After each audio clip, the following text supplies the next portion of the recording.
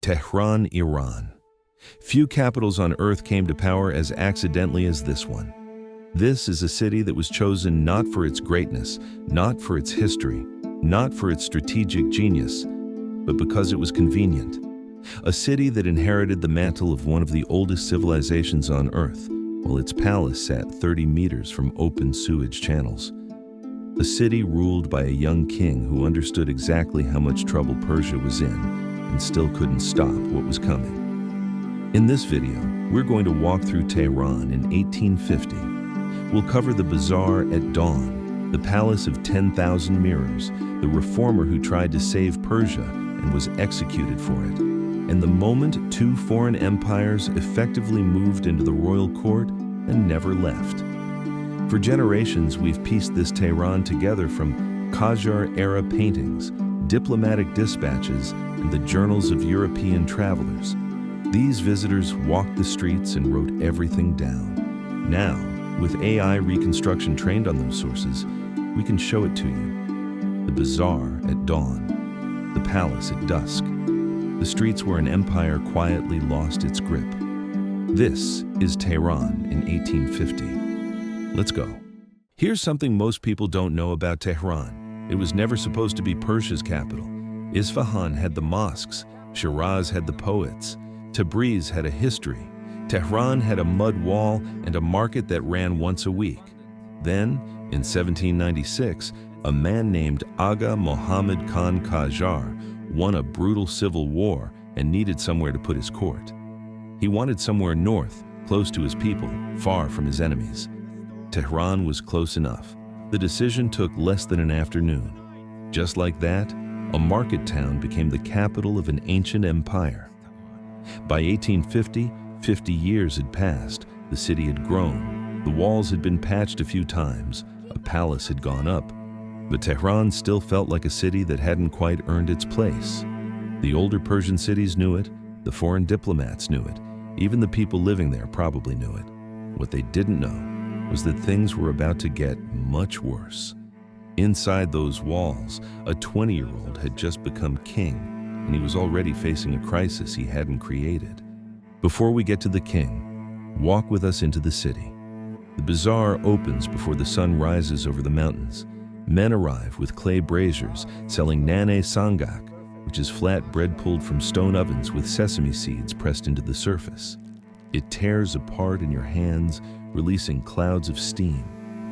Cold air drifts down from the Alborz peaks. The smells of charcoal, turmeric, and raw wool fill the air. Somewhere in the dark, a muezzin calls the faithful to prayer. The covered bazaar runs nearly a kilometer south from the royal citadel. Copper merchants, cloth sellers, and spice traders crowd together. Money changers work within arm's reach under vaulted stone lanes. No fixed prices, no glass windows. Every transaction is a negotiation. Lady Mary Leonora Shiel, wife of the British envoy, arrived in Tehran in 1849. She spent months watching this. She called the bazaar a city within the city. Enter in the morning, she wrote, and the outside world simply stops existing. But she noticed something else, too. Something the official court reports never bothered to mention. The noblemen riding through those lanes, with servants shouting for people to move aside, used the same water channels as the bread vendors crouched by their braziers. These open channels ran along every street. Drinking water and waste flowed together in the same current. Rank determined nearly everything in Tehran in 1850. It didn't determine who the cholera found. In 1848, Nasir al-Din Shah took the throne at 20 years old. He kept a diary, sketched his courtiers in ink, read French newspapers, invited European photographers to court. For a Persian king in the mid-1800s, that was genuinely unusual. It tells you something. He wasn't oblivious. He knew exactly how much trouble Persia was in. Russia took the Caucasus in wars that ended in 1828. Those lands weren't coming back. British advisors sat inside the royal court. They were not guests, but fixtures. The empire had stretched from Egypt to India. It shrank decade by decade. Russia and Britain kept pushing. He needed someone who could actually fix it. He found Amir Kabir. Amir Kabir became prime minister that same year. He was sharp and relentless, and he didn't mind making enemies. He immediately started cutting the court's budget. He founded Persia's first modern university, Dar-ul-Funun. European teachers arrived to train engineers, doctors, and soldiers. He wanted to build Persian institutions strong enough so that Persia would not need to borrow from abroad. The court hated him. The foreign powers were nervous about him. The Shah's own mother worked to undermine him. In 1851, 3 years after taking office, Nasir al-Din Shah signed the order to remove him. Amir Kabir was sent to Kashan under house arrest. Weeks later, he was executed in a bathhouse, 39 years old. Gone. The university he built is still standing in Tehran. The reforms he started died with him, and the water channels nobody fixed kept running through the city for another 80 years. By 1850, you didn't need to invade Tehran to control it. Russian officers trained the Persian army just outside the city walls. British advisors moved through the court as if they owned the place.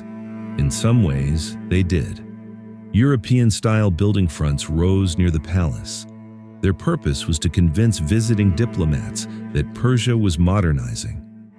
3 streets away, nothing had changed in 200 years. The bazaar still ran commerce, the mullahs still ran morality.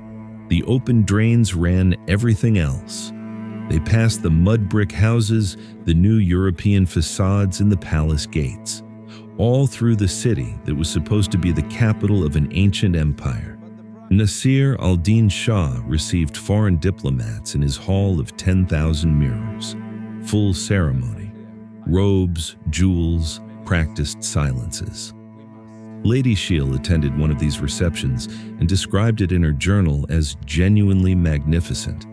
Her entry, the same evening, mentioned almost in passing that several senior court officials hadn't been paid in months. The spectacle was the last thing Persia had left to offer, and everyone standing in that hall of mirrors already knew it. Nasir al-Din Shah ruled for 49 years. He brought the telegraph to Persia, traveled to Europe 3 times. He was the first Persian king to be photographed. He opened newspapers and built roads. Year after year, he welcomed foreign dignitaries in that hall of mirrors, while Persia kept making concessions it couldn't afford. He never fixed the water channels. In 1896, he was shot by Mirza Reza Kermani, a man who had spent years watching Persia give itself away piece by piece. Kermani had seen what happened to Amir Kabir when he tried to stop it, and decided that the ceremony was not real governance. It was just a performance. Kermani was executed. The channels kept running. Cholera returned in 1866. It struck again in 1904. The Golistan Palace is now a UNESCO World Heritage Site. Tourists take photographs in the Hall of 10,000 Mirrors. Their reflections break apart in the glass. Lady Shiel once stood there and wrote something very different in her journal that evening. Dar-ul-Funun, the university Amir Kabir built 3 years before Nasir al-Din Shah had him killed, is still teaching students in Tehran today. The city kept growing. 1 million people, 5 million, 16 million, and still rising. The Alborz Mountains are still there. Same mountains, very different city.